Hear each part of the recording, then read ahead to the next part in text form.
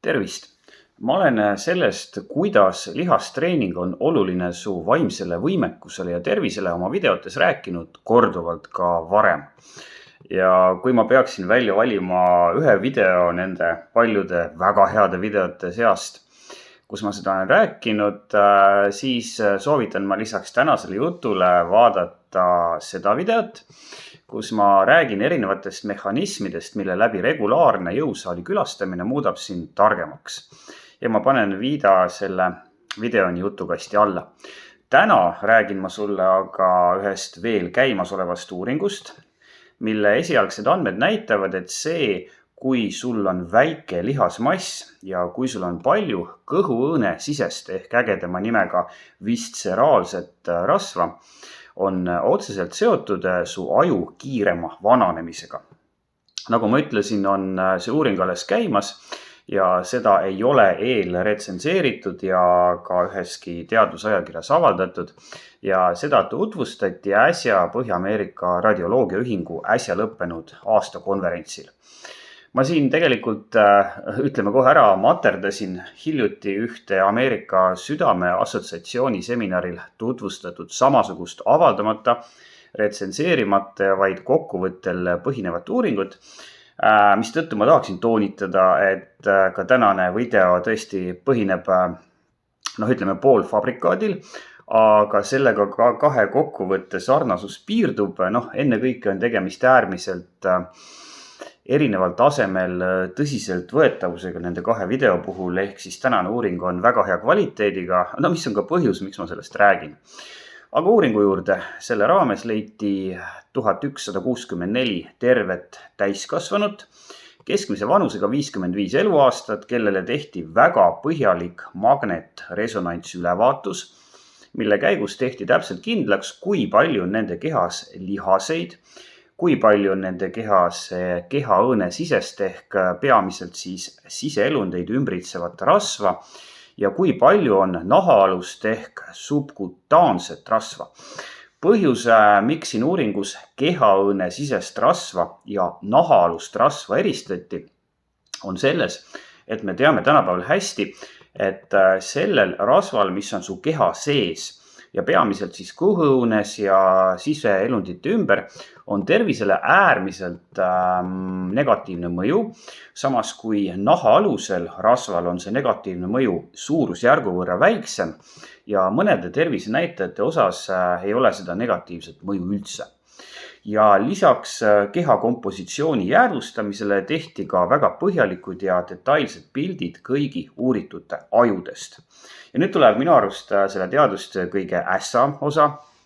Nimelt teadlased kogusid enne seda kõike, millest ma just rääkisin, 5500 18 kuni 89 aastase inimese ajupilti ja treenisid tehisintellekti ehk siis AI-d, söötes süsteemi sisse kõik ajupildid koos nende omaniku vanusega ja andsid tehisarule ülesande selgitada välja, kuidas näeb keskmise inimese aju igas vanuses välja ja millised on need nii-öelda ajumuutused, ajumustrid, mis erineva vanusega aju eristavad.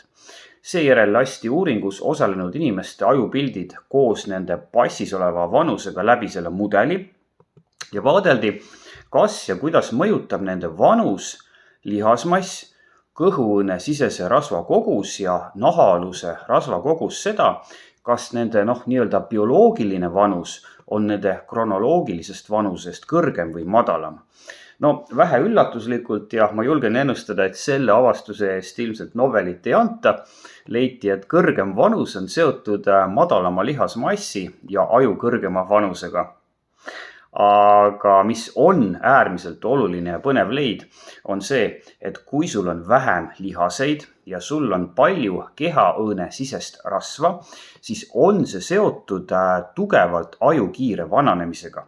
Ehk siis su aju on vanem kui keskmiselt sinuvanustel inimestel koos kõigi sellest tulenevate probleemidega.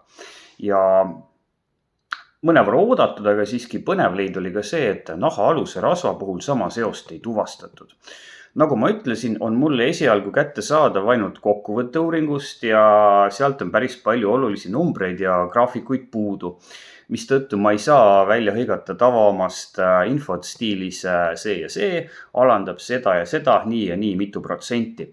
Aga küll ma saan öelda, et su lihasmass ja sinu vistseraalse rasva hulk on otseselt seotud sellega, kui kiiresti su aju vananeb ja järelikult on see ka seotud sinu vaimse võimekusega.